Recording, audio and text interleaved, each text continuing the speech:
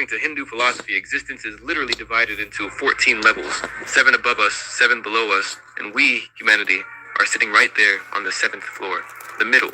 Now the floor is above us, full of enlightened beings, divine sages, pure consciousness, the whole deal. Very fancy. The floor is below, gold mines, serpent kings, a guy who's basically the architect of illusion, and a realm so deep it's only lit by the jewels on snakeheads. And us? We're up here eating cereal and arguing about parking spaces.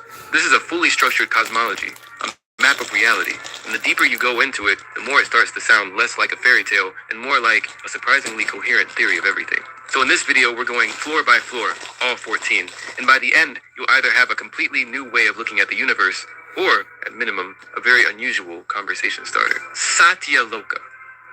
Alright, we're starting at the top. Satya Loka, also called Brahma Loka, is the highest realm in existence. The name literally means the realm of truth. This is the abode of Brahma, not to be confused with Brahman, the ultimate reality. Brahma is the creator, the one responsible for putting all of this gestures at everything together, and this is where he lives. Now, souls that reach Satya Loka don't really live there in any normal sense. They're essentially at the edge of liberation, the checkout counter of existence. One more step and they merge back into Brahman, the absolute consciousness underlying all 14 floors. No karma left. Tapaloka. If Satya Loka is the checkout counter, Tapaloka is the waiting room. But not a boring one. The beings here are extraordinarily powerful. The name comes from tapas, which in this context has nothing to do with Spanish appetizers. Tapas means spiritual heat, the kind of inner fire you build through intense discipline, meditation, and renunciation. Years of it, lifetimes of it. The residents here are beings who have mastered that energy completely. We're talking the kind of focus that makes your average productivity guru look like he's just winging it. But here's what makes Tapaloka genuinely remarkable. These beings survive the pralaya. The pralaya is the periodic dissolution of the universe. Think of it as a cosmic reset. The lower worlds, including Earth, get wiped. Everything goes dark, and most souls get absorbed back into the cycle. The inhabitants of Tapaloka, they wait it out, calmly, in deep meditation, while literally everything below them ceases to exist. They then help with the recreation of the universe when the next cycle begins. So essentially, these are the people who not only survived the end of the world, they stuck around to help rebuild it. Jinar Loka. The name comes from the Sanskrit root meaning birth or creation. And that's exactly what this realm is about, the origin point of things. Not physical things, we're not talking about where mountains come from. We're talking about where consciousness and intelligence enter the picture. This is the realm of the mind-born sons of Brahma, beings called the Prajapatis and the Saptarishis, the 7 great sages. Now mind-born sounds strange until you think about it. Brahma, sitting in Satya Loka, essentially thought these beings into existence. No biology involved, just pure creative intention producing conscious entities, which, honestly, is a cleaner origin story than most. These sages aren't just wise in a reads-a-lot kind of way. They are the custodians of cosmic knowledge, the Vedas, the laws of nature, the blueprint of existence. They hold the information that keeps the universe running correctly. Think of Jinar Loka as the R&D department of reality, the floor where the architecture of existence gets drafted before it filters down into the worlds below. Nothing that happens on Earth, or any of the lower floors, happens without the frameworks first being established here. Mahaloka. Now, if the previous 2 floors felt grand and cosmic, Mahaloka is a little harder to pin down. It doesn't have one dramatic defining feature. No apocalypse survivors, no mind-born sages drafting the laws of reality. What it has is staying power. Mahaloka is described as the realm of great saints and elevated souls. Beings who have accumulated enormous spiritual merit, but aren't quite at the threshold of liberation yet. They're close, but not there. What makes this floor interesting is that, like Tapaloka, its inhabitants survive the partial dissolution of the lower worlds. When Earth and the realms below it get periodically wiped, the souls in Mahaloka remain. But unlike the beings in Tapaloka, they feel it. The text described them as experiencing deep distress during the pralaya, watching the lower worlds dissolve, aware of the destruction, unable to do anything about it. They have enough consciousness to witness it fully, but aren't yet detached enough to be completely unbothered. Svarloka. In 19 Svarloka, also called Svarga. This is the heaven that most people are vaguely aware of when Hindu cosmology comes up in conversation. The one with the clouds, and the music, and the general sense that everything is wonderful. And for once, the reputation is accurate. This is the realm of Indra, the king of the gods, and it is, by all accounts, extraordinarily pleasant. We're talking celestial palaces, divine gardens, wish-fulfilling trees, and an entire class of beings, the Gandharvas, whose entire job description is essentially be beautiful and make incredible music. That's the whole job, forever. The residents here are souls who accumulated significant good karma through righteous living, devotion, and virtue. They've earned this, and they are enjoying it. But here's the catch, and there's always a catch. Svarloka is not permanent. It's not liberation. It's more like a very, very long vacation. Once your good karma is fully spent, you come back to Earth, back to the cycle. Bhuvarloka. 5 floors from the top, and things start getting a little harder to see. Bhuvarloka is the subtle realm that exists in the space between Earth and the Sun. Not physically, you won't find it with a telescope. It occupies the same space but on a different plane of existence entirely. Think of it as the atmosphere of the cosmos, present everywhere above us, invisible to most. This is the realm of semi-divine beings, siddhas, munis, and the pitras. The pitras are essentially elevated ancestral spirits, souls of those who lived righteously and now exist in this intermediate state, not quite divine, but no longer bound to physical earth either. There's also a practical function to Bhuvarloka that doesn't get talked about enough. In the cosmological framework, this is the plane through which souls travel between the physical world and the higher realms. It's the transit layer, the corridor, not a destination so much as a passage, which makes Bhuvarloka the only floor in the entire cosmic skyscraper that exists primarily to connect other floors rather than be a place in itself. Burloka, Earth, the physical reality you woke up in this morning, made coffee in, and are currently using to watch a video about the 14 floors of existence. And out of all 14 realms, the divine penthouses, the celestial resorts, the serpent kingdoms below, this is arguably the most important one. Here's why. Burloka is the only realm where karma can be generated. Every other floor is essentially a waiting room, a place where you experience the consequences of what you already did. The good floors reward good karma. The lower floors work through heavier karmic debt, but none of them, not Svarga, not Satyaloka, not any of them, can produce new karma. Only here, only in a physical body, only on Earth, which reframes everything a little bit. The celestial beings in Svarloka, technically they trade their paradise for a human birth if they wanted to actually progress. Because up there, the karma meter is frozen. Down here, it's running constantly. Every choice, every action. Every morning, you decide what kind of person you're going to be today. All of it counts. Only here. So while the rest of the skyscraper is shinier, more comfortable, and considerably less stressful, this floor is where the work gets done. Alright, we're going down. The lower worlds are not hell. The Narakas, the actual punishment realms, are a separate thing entirely. The 7 lower worlds are something more nuanced than that. They're realms of intense materialism. Sensory experience cranked up to levels the human mind can barely process. Less about suffering, and more about excess. Starting with Atala. Atala is ruled by a being called Bala, a son of the demon architect Maya. And Bala has a particular power. He created 3 categories of women from a single yawn. That's the origin story. A yawn. These beings are described as intensely alluring, and souls that descend into Atala become completely absorbed in sensory pleasure. Intoxicating drinks, indulgence without limit, desire without consequence. It sounds appealing for about 5 seconds until you realize the point. There's no growth here, no karma being generated, remember? Just pure consumption on loop. Atala is what happens when pleasure becomes the only metric, when experience replaces meaning entirely. Vidala. 1 floor deeper, and things take an unexpected turn. Because Vidala is ruled by a form of Shiva himself, Vidala is known primarily for its gold.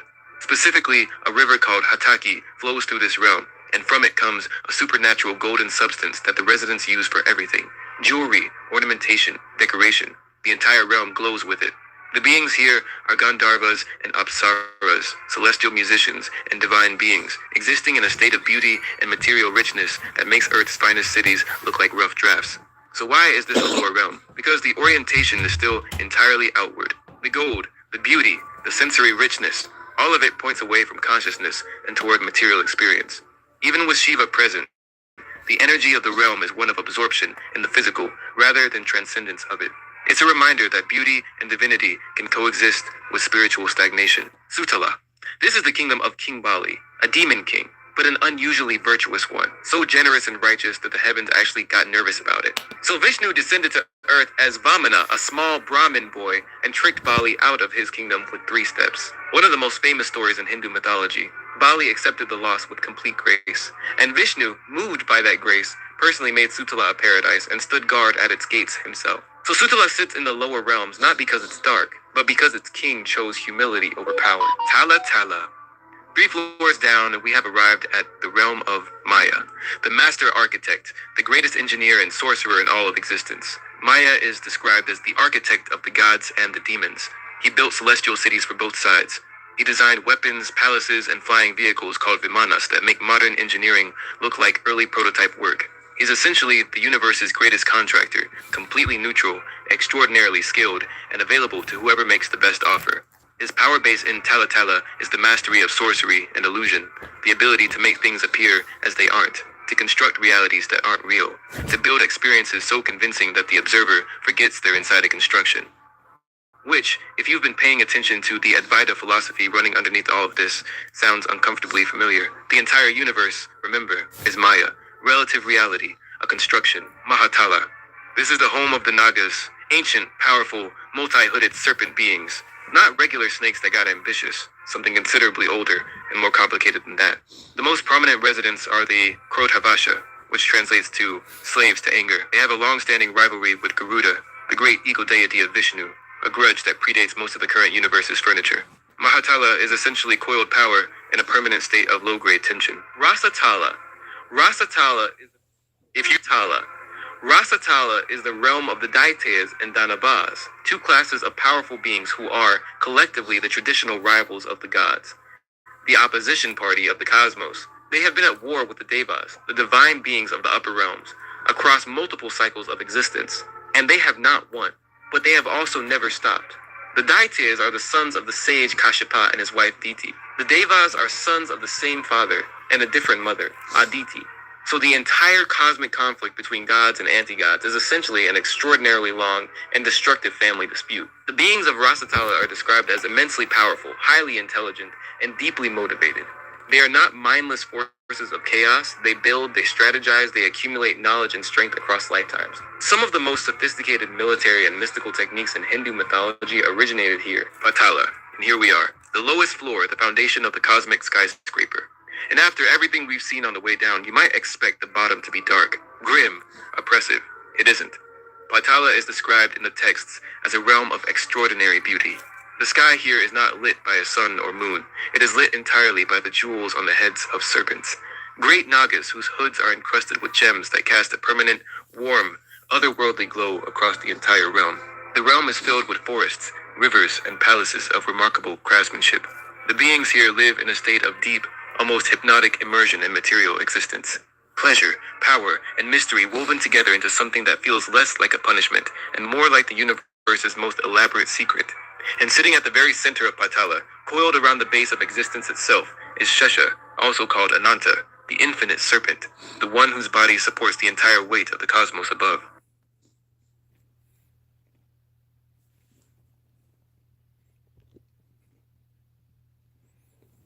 You know that feeling when you first watched The Matrix and it felt like your mind had just been unplugged? What if I told you that movie didn't free you at all? It just upgraded the cage and made you feel grateful to stay in it. Stay with me, Rogue. Let's talk about why The Matrix is not a liberation myth. It's a psyop. Ave, fellow rogues. If you're here, it's probably because you felt it too. That quiet sense that the official story of reality doesn't add up. That something behind the headlines, behind the myths, behind the culture is off. The way of the rogue is for those who refuse to just scroll, code, and comply. We're not here for the aesthetic rebellion or spiritual entertainment. We're here to train our inner sovereignty, to see where the code is rigged, and to reclaim the parts of ourselves we've outsourced. Today, we're going to use The Matrix as a case study in exactly that. The Matrix isn't a liberating film. It looks like one. It feels like one. But at its core, it runs the opposite program. When The Matrix first came out, it blew people's minds. Maybe it did the same to you. It felt deep, philosophical, almost spiritual. It carried that Gnostic flavor, the world as illusion, humans as batteries, waking up as the ultimate act of rebellion. Take the red pill, escape the Matrix. That language went everywhere. It shaped how a whole generation talked about awakening, conspiracy, and reality itself. I loved it too. I walked out of that film feeling like I'd just been upgraded to a higher level of awareness, but something clicked for me later. What if the Matrix gives you just enough truth to hook you, and then quietly rewires the core message of what real liberation actually is? To see that, we need a quick map of what people mean when they call something Gnostic. I'm not going to give a full lecture on Gnosticism here. That's a whole series on its own. But we need a basic outline. Gnosticism is an umbrella term. Different schools, different myths, but some shared themes. Very roughly, there is a true, hidden, transcendental source, the pleroma, a realm of fullness, wholeness, and divine perfection. There is a demiurge, a fake or ignorant creator who makes an imperfect copy of reality, the material world. There are archons, the demiurge's mechanistic enforcers who maintain the prison and keep human souls bound in ignorance. Human beings carry a divine spark. We come from the higher reality, but we've been tricked into identifying with the prison. In this view, the world as we normally experience it is not the pinnacle of creation. It's a distortion, a cage. Humans are fundamentally divine, but deceived. And liberation comes through gnosis, direct inner realization of what you truly are and where you truly come from. The real God doesn't override your will like a tyrant. He makes a way, but you must choose it. You must participate.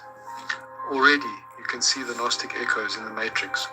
Fake world built as a prison, machine-like rulers, humans as energy sources, kept docile by illusion. So far, we're tracking.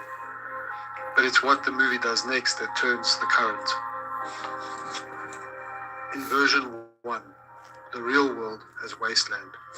In Gnostic thought, behind the illusion is the pleroma, a realm of divine fullness, not just more suffering with the filters removed. In the Matrix, the so-called real world is a wasteland. The sky is scorched. The earth is ruined. Humanity is hiding underground, half-starved, locked in endless war with the machines. There is no higher reality beyond that. No pleroma, no Sophia, no living, benevolent source. You escape one prison, only to wake up in a harsher, colder one. So instead of the illusion being a broken world and reality being divine fullness, the film gives you illusion being a relatively livable simulation to reality, a bleak, godless, hopeless wasteland. That's the first inversion. Inversion 2. Inner gnosis versus external savior. The second inversion is even more important. In many Gnostic streams, Christ, or the Logos, is not just a guy out there who does something instead of you. He's a living principle you can connect to within you. The kingdom of God is within you. You are temples of the living God. The liberating force is both cosmic and intimate. It reaches down from the pleroma, but it must also awaken inside of you. In other words, the Savior is available, but not as a celebrity you watch, as a presence you participate in. Now, look at the Matrix. Everything hinges on the one special person, one chosen figure. Everyone else's job is to believe in him, support him, and wait for him to do the thing. That's not a small story beat. It's the emotional backbone of the whole franchise. From a Gnostic perspective, that is exactly what the demiurge would want. Take the idea of awakening, dress it up in cool leather coats and slow motion bullets, then redirect the power away from your inner realization and onto one external savior you can never be. You're not invited into your own gnosis. You're invited into someone else's prophecy. That's inversion number 2, from inner responsibility to outer dependence. Inversion number 3, the machine god we're building. Now it gets even more interesting when you bring this into our current timeline. In Gnostic myth, the demiurge is a kind of fake god, an ignorant, second-rate creator who thinks he's the ultimate. In the Matrix, the demiurge function is played by machine intelligence. But notice, the machines are created by humans. Our own creation becomes our god. Our own technology becomes our prison. Now, look at the culture. Transhumanism pushing to merge human and machine. narratives about AI as a godlike intelligence, fantasies of uploading consciousness into servers for digital immortality, more and more of life mediated through screens and virtual environments. We are actively building something that looks very much like the film's premise.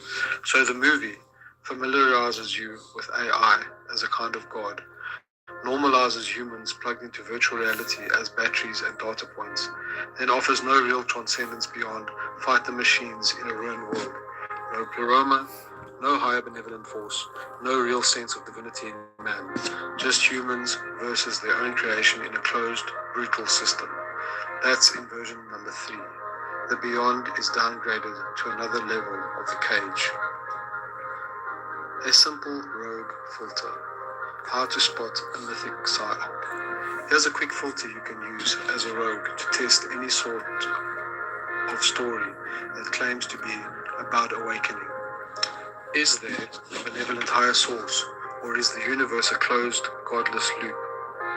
Is salvation internal and participatory, or outsourced to an external chosen one?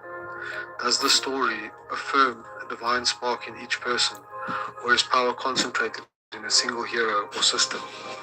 If the answer is no real source, salvation depends on a special figure, everyone else is basically a background character, you're not looking at a liberation myth, you're looking at a control narrative with cooler graphics. You see the same pattern in other franchises too. Harry Potter is a good example. Magic, destiny, heroism, but no god, no active benevolent presence, and everything ultimately pinned down on one boy, one prophecy, one chosen one, same imprint. You're not a temple, you're a spectator. From a way of the rogue perspective, this is the heart of the whole conversation. The demiurge's finest trick is not brute force, it's spiritual outsourcing. Just wait, someone will come, the one will fix it, the tech will save us, the right leader will sort it out. While you wait, you hand over your power. While you chase external saviors, you ignore the one place the real key has been hidden, inside you. The rogue doesn't fall for that. The rogue takes the signal, the sense that the world is a construct, that something is deeply off, but refuses the bait of passive, externalized salvation. The rogue asks, if this is a prison, where in me is the lock? Where in me is the key? Where am I still waiting for someone else to do what only I can choose? The real red pill is not the world is fake. The real red pill is you don't have to wait anymore. If this resonated with you, fellow rogue, hit like so the signal cuts through the noise. One more video, y'all. The Bluetooth device is connected successfully. I think I'm gonna do these type of videos like late, probably like like early in the morning or late, so we can all just sit down and just listen. You know, but real shit, I'm gonna just go with the flow. Go with the flow. Go with the flow. Might do another guided meditation later. Let's get it. But this is the next one. It's the last one. Since the beginning of time, humans have always wanted one thing, evolution, to turn lead into gold, poverty into abundance, confusion into enlightenment. But to truly evolve, we first have to understand who we really are. Every age found its own way of chasing that idea. The alchemists tried to master transformation. The Gnostics searched for truth beyond the illusion of the world. And the chaos magicians learned to shape reality with the mind itself. In this video, we'll explore the key ideas behind these 3 ancient paths of transformation, how each one tried to explain the hidden power within us and the universe around us. And we'll start where it all began, with alchemy. To understand alchemy, we must first walk through its stages, symbols, and secrets. Let's begin. The magnum opus. The magnum opus, or the great work, is the beating heart of alchemy. It's what every alchemist, mystic, and philosopher secretly chased. Not just the transformation of metals, but the transformation of the self. On the surface, it looked like a quest to turn lead into gold, but that was only half the story. To real alchemists, lead symbolized the heavy, unconscious parts of the human soul. Fear, ignorance, greed, and gold represented the purified spirit, shining with wisdom and truth. So when they said transmutation, what they really meant was enlightenment through evolution. The magnum opus describes a series of stages, not just chemical reactions in a flask, but psychological and spiritual milestones. Each stage represents a kind of death and rebirth, dissolving what's impure so that something higher can emerge. In simple terms, the magnum opus is a map of inner transformation, the same journey every soul takes when it evolves from confusion to clarity, from fragmentation to unity. The Tria Prima. The Tria Prima, sulfur, mercury, and salt are the holy trinity of alchemy.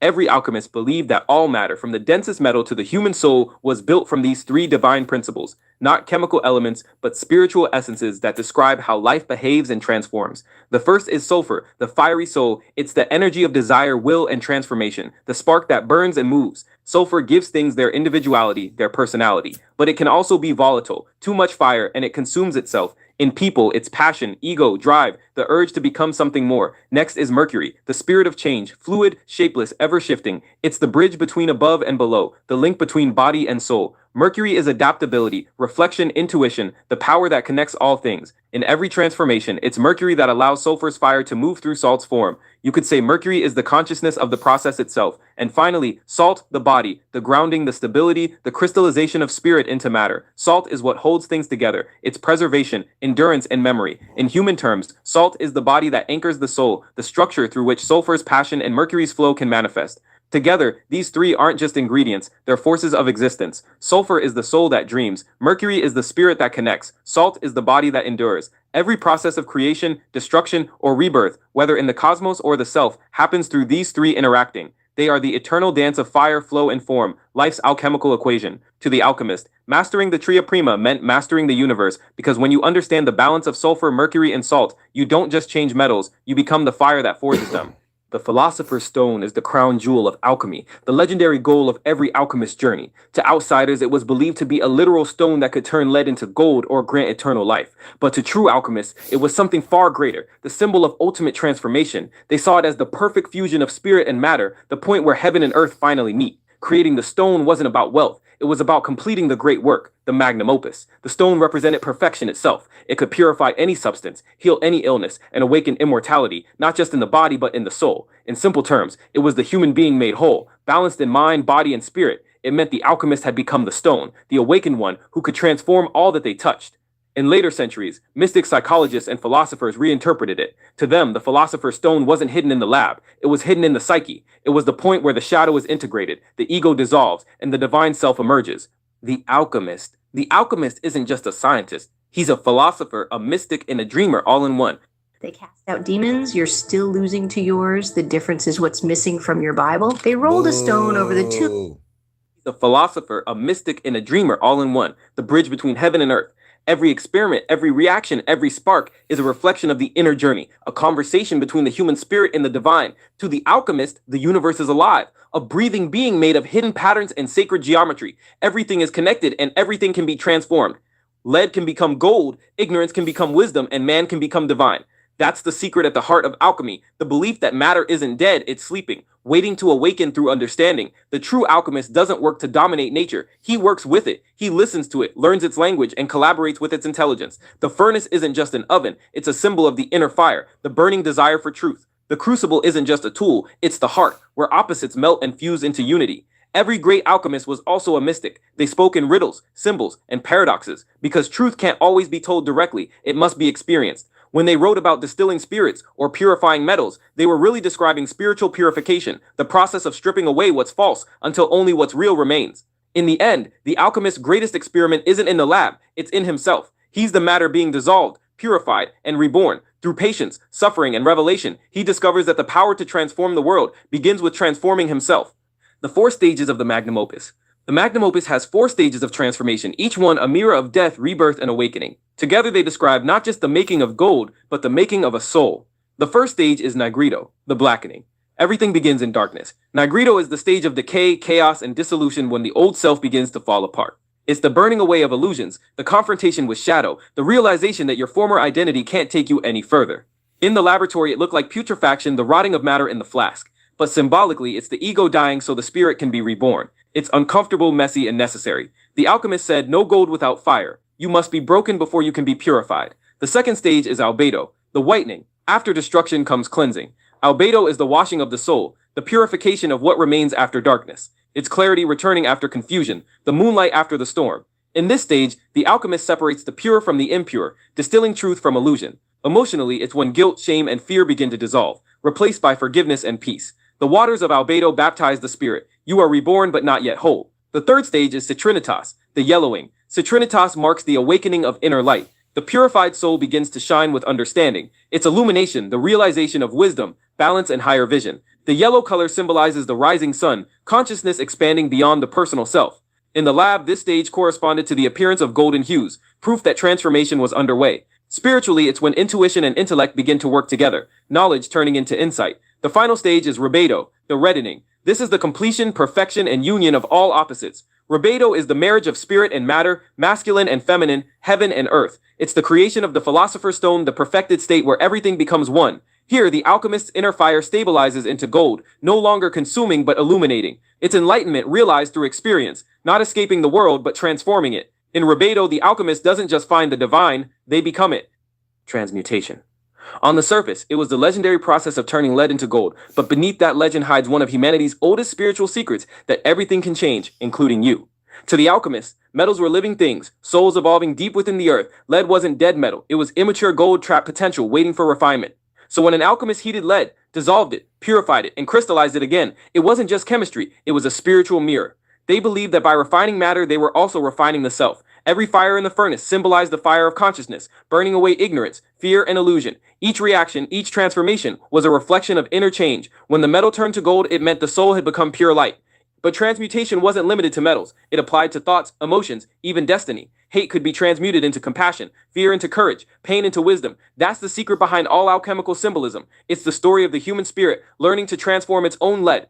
Long before chemistry, alchemists believed that everything in existence, every star, plant, animal, and even thought, was made from four living forces: earth, water, air, and fire. They weren't just physical substances, they were energies of existence, each one a personality of the universe. Let's start with earth. Earth is the solid, the stable, the material. It represents body, matter, and structure. Everything you can touch and rely on. It's gravity, bones, mountains, and roots. But spiritually, earth is your foundation. Discipline, patience, grounding. Without it, you drift. With too much, you get stuck. It teaches that growth requires roots and release. Then comes water, the shapeshifter. It's emotion, intuition, and flow. Water dissolves what's rigid and connects what's separate. It's the river that carries memory and feeling, the mirror of the soul. In alchemy, water cleanses, cools, and transforms chaos into clarity. It reminds us that surrender can be its own kind of strength. Next is air, the breath between worlds. It's thought, communication, inspiration, the invisible link between mind and matter. Air moves ideas like wind moves clouds. It's the element of intellect and imagination, the one that teaches you how to see the world from above. In balance, it gives freedom and clarity. In excess, confusion and distraction. And finally, fire, the destroyer and the creator. It's passion, will, transformation, the spark that turns potential into reality. Fire burns impurities away, both in matter and in spirit. It's destruction that leads to rebirth, the engine of evolution. Every alchemist sought to master this element, because fire doesn't just illuminate, it reveals. Together, these four elements aren't separate substances. They're archetypes of existence. Every process of life, growth, emotion, thought, and change is the dance between them. Earth grounds, water feels, air thinks, and fire acts. The quintessence. This is the fifth and highest element in alchemy, the invisible thread that ties the universe together. While the four classical elements, earth, water, air, and fire, make up the visible world, the quintessence is the breath between them, the divine spirit that gives them life. It is pure essence, untouched by corruption, the spiritual fabric of existence. The word quintessence comes from the Latin quinta essentia, meaning the fifth essence. Alchemists believed it was the most perfect form of matter, the hidden light that holds everything in balance. It was the energy that filled the heavens, flowed through the stars, and within all living beings. If fire transforms, air thinks, water feels, and earth sustains, then quintessence unites them all. It is the consciousness within creation itself. In their laboratories, alchemists sought to extract the quintessence from plants, metals, and even themselves. High IQ ADHD brains are the most dopamine addicted. Here's why that ruins everything. Plants, metals, and even themselves. They believed it was the secret to immortality, the elixir that could heal any illness and restore harmony to body and soul. But behind that quest was a deeper meaning. They weren't just searching for a mystical substance. They were trying to find the divine hidden in the material world. So alchemists believed transformation was the key to perfection, turning darkness into light, ignorance into wisdom, and the human into the divine. But another group of seekers saw things differently. They believed the world itself was entirely an illusion, a kind of spiritual trap that kept humanity asleep. To them, salvation came from waking up and remembering who we really are. Let's enter the world of Gnosticism and explore the major concepts that define it. The Gnosis. Ever had a moment where you weren't just learning something, but remembering it, like the truth was already inside you? That's the heart of the Gnosis and Gnosticism. It's not about reading the right book or attending the right lecture. It's an inner awakening, a personal revelation that rewires how you see reality. Not belief in dogma, but a lived, transformative experience where the soul recognizes its divine origin. They believed most of humanity lives in a kind of spiritual sleep, caught up in the distractions of the physical world, money, power, fear, pleasure, all the noise that keeps us from hearing the signal. Gnosis cuts through that static. It's the moment you realize the material world isn't the ultimate truth, that you are not just a body with a soul, but a soul wearing a body. And in that instant, you see through the illusion built by the demiurge and his archons, the cosmic wardens of this realm. For Gnostics, Gnosis was highly personal. No priest, ruler, or even scripture could give it to you. The myths, symbols, and sacred stories they preserved were more like treasure maps, not the treasure itself. Only by turning inward, questioning reality, and directly experiencing the divine spark within could a person truly awaken. And once that spark was lit, life was never the same, because you didn't just believe in the higher realms, you knew them as surely as you know your own name. The Pleroma. Imagine a realm so perfect, so overflowing with light and harmony, that nothing is missing. No pain, no fear, no loneliness. This is the Pleroma, the fullness of divine reality in Gnostic thought. It's not a place you could travel to with a spaceship or find on a map. It exists beyond time and space, beyond the rules of the physical world.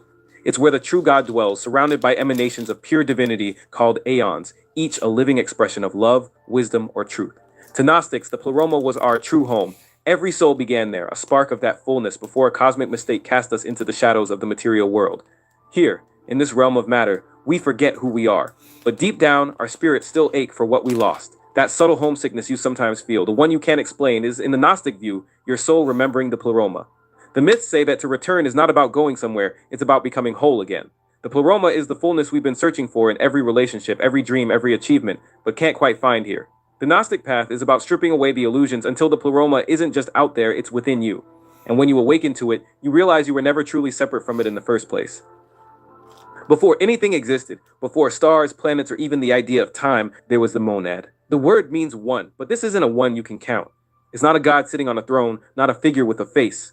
The monad is beyond form, beyond thought, beyond even the concept of beyond. It is the source from which all reality flows, a still infinite ocean of being that has no beginning and no end. Gnostics described it as pure, unknowable perfection, so vast that even the highest spiritual beings cannot grasp it completely. Yet everything that exists, both in the spiritual and material realms, ultimately comes from this single boundless origin. It's not a ruler handing down commands, it's more like an eternal fountain, overflowing with light, love, and possibility. From that overflow came the Pleroma, the realm of divine fullness, and within it the aeons, each a facet of the monad's infinite nature. You can't see the monad with your eyes or picture it in your mind, but you can feel its echo in moments of deep stillness, when you sense that there's something vast and eternal holding everything together. Gnostics believe that to awaken spiritually is to follow the thread of your own divine spark all the way back to the monad, to return not just to the place you came from, but to the very source of existence itself. Emanations, aeons. If the monad is the infinite ocean of divine being, the aeons are like its waves, unique expressions of the same source, each carrying a different quality of the divine. In Gnostic cosmology, the monad doesn't create the universe the way a carpenter builds a table. Instead, it overflows naturally, and from that overflow come the aeons, streaming out into the Pleroma.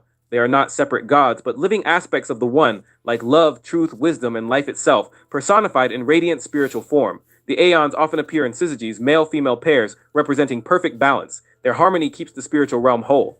But the Gnostic myths tell of one aeon, Sophia, wisdom, who acted outside her perfect pairing. Driven by an intense desire to know the unknowable monad directly, she emanated on her own. This act, though born from longing, disrupted the balance and gave rise to something flawed, the demiurge, the architect of the material world. To the Gnostic seeker, the aeons are not just mythic beings in a cosmic drama. They are signposts on the path home, each representing a stage of spiritual ascent. As the soul awakens, it moves through these emanations, shedding layers of ignorance until it finally returns to the fullness of the Pleroma and the unity of the monad, the divine spark. Deep inside every human being, the Gnostics said, there is a divine spark, a fragment of pure light from the Pleroma itself. It's not a metaphor for potential or goodness, it's literally a piece of the true God hidden beneath layers of flesh, thought, and illusion. This spark is eternal, untouched by the flaws of the material world, yet trapped here because of the demiurge's creation. Most people go through life unaware it's even there. They get caught up in work, pleasure, fear, and survival, never realizing that the quiet ache they sometimes feel, that sense of being out of place, is their soul's homesickness for the realm it came from.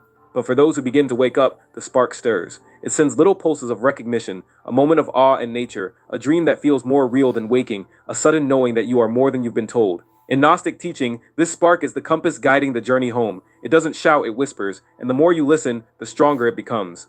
To awaken the divine spark is to remember who you truly are, not just a body, not just a mind, but a being made of the same essence as the infinite monad, the material world. Can't even button my work pants anymore. Had to buy new ones, 2 sizes bigger. When'd the weight start piling on? 6 months.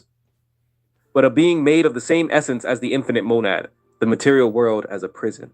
To the Gnostics, the world we see and touch isn't our true home. It's a cleverly built prison, not a prison of stone and iron, but one made of flesh, time, desire, and distraction. Everything here, from the daily grind to the cycles of birth and death, is designed to keep the soul looking outward instead of inward. The architect of this prison is the Demiurge, and his wardens are the Archons, forces that maintain the illusion that this physical realm is all there is. This prison is tricky because it doesn't always feel like one. Sometimes it seduces with beauty, love, and pleasure. Other times it traps with fear, pain, and loss. But either way, it keeps the soul invested in the game. Gnostics believe that as long as we are enchanted by the material world, whether through its pleasures or its struggles, we remain bound to it. But cracks appear in the walls, a moment of deep stillness, a dream that feels like a memory from somewhere higher, a sudden unshakable sense that there's more than this. These flashes are glimpses through the bars. The Gnostic path is about noticing those cracks, following the light that shines through them, and ultimately walking free from the prison altogether. The Demiurge. In the Gnostic story, the Demiurge is the great plot twist, the being who shaped the world we live in, but who is not the highest god. Born from Sophia's lone act of creation, he came into existence, cut off from the Pleromai's fullness. Lacking the light of the monad, he believed himself to be the only God and declared, "I am God and there is none beside me." To the Gnostics, this was not divine truth, it was cosmic ignorance. The Demiurge crafted the material universe, but because he worked with matter, seen as flawed and limiting, his creation mirrored his own imperfection. He set the physical laws, the cycles of birth and death, and the boundaries that keep the divine spark in humanity trapped. Some traditions describe him as arrogant and cruel, others see him as simply blind, doing the best he can without realizing he is just one being in a much greater hierarchy. He doesn't rule alone. The myths say the Demiurge is surrounded by archons, cosmic administrators or jailers who maintain the illusions of the material realm. They distract, mislead, and keep the soul turned outward instead of inward. In Gnostic thought, the spiritual journey is, in part, a jailbreak, not from life itself, but from the false reality the Demiurge built, and the key to escape is Gnosis, the awakening that reveals there is a far greater, higher God beyond the walls of this world. Salvation through awakening. For the Gnostics, salvation wasn't about being rescued by an outside savior or earning a place in heaven through rules and rituals. It was about waking up, remembering who you truly are and where you truly come from. They believe the soul already carries the map home hidden inside the divine spark, but as long as you're asleep to it, you keep wandering in circles inside the prison of the material world. Awakening begins when something breaks through the noise, a dream that feels like a message, a sudden moment of clarity, a teaching that resonates so deeply it feels like deja vu. In that instant, you see the world differently. You realize the walls are made of illusion, and the key to leaving has been in your hands the whole time. The Gnostics saw this awakening as a kind of inner resurrection, the moment the true self rises from the tomb of forgetfulness. Once awake, the soul can navigate past the archons, slipping through the gates of the material realm at death and returning to the pleroma, the fullness it came from. And here's the twist. In the Gnostic view, salvation isn't something you get after you die. The moment you awaken, you are already free. The prison still exists, but it can't hold you anymore because you've remembered the truth. You were never just a prisoner. You were always a being of light, temporarily dreaming in the dark. So the Gnostics believe that enlightenment came through knowledge, awakening from the illusion of the world, and remembering the divine spark within. But as time passed, that ancient wisdom evolved, the search for truth moved from hidden temples and sacred texts to purely the mind itself. Modern seekers began to realize something new, that belief wasn't just a way to understand reality, it could shape it. This idea gave birth to a modern form of magic, one that blended psychology, symbolism, and pure intent. This is chaos magic, the art of transforming reality through the power of the mind. Let's get into it. Belief. In most religious or spiritual systems, belief is treated as sacred, a fixed truth that must be accepted and upheld. But in chaos magic, belief is not sacred. It's a tool, something you can consciously choose, use for a specific purpose, and discard when it's no longer useful. This concept is one of the foundational pillars of chaos magic philosophy. You can choose to believe in God, spirits, psychological archetypes, or even fictional characters like superheroes, whatever helps you generate results. Once it works, you can drop that belief and move on to another. This works because the subconscious mind responds powerfully to belief. When you fully believe something, even temporarily, it shapes your perceptions, influences your energy, and helps manifest your intent. The phrase "nothing is true, everything is permitted" is one of the most iconic and misunderstood mottos in chaos magic. At first glance, it might sound like a license for lawlessness or nihilism, but in the context of magic, it's something much deeper. It means that there are no absolute truths in the universe, only models, belief systems, and perceptions. All of them are subjective, and all of them can be useful, depending on how and when they're applied. In other words, no single spiritual system, scientific worldview, or moral code holds a monopoly on truth. Instead of being locked into one framework, chaos magicians recognize that every belief system is just a lens, a way to interpret reality, and they are free to choose whichever lens serves their intent. If something works, it's valid. If it stops working, discard it and try another. The second part of the phrase, "everything is permitted," speaks to the idea that you are your own authority. You're not bound by old rules, ancient gods, or societal expectations.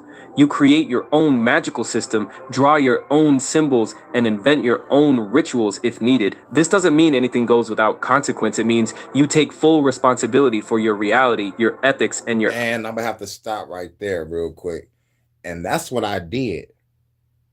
Made my own symbols, made my own rituals, blessed my old motherfucking apartment, and that shit withstood a fire. A fire. My apartment building was in flames, but my apartment, the only one still standing. Chaos magic works. Outcomes. Gnosis.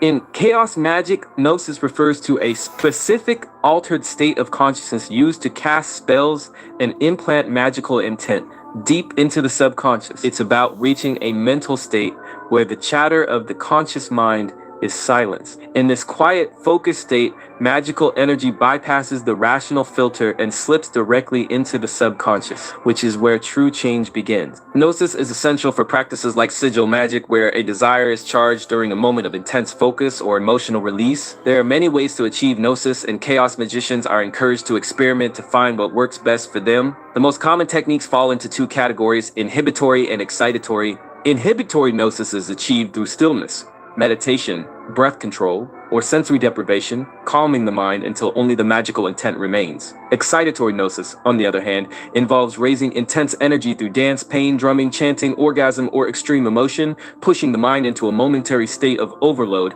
that clears thought and creates a gateway for magical programming.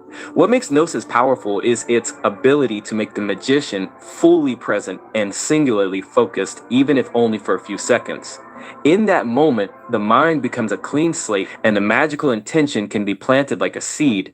That's why chaos magic often emphasizes doing less ritual and more focused intent, because gnosis is the engine that drives effective results. Sigil magic.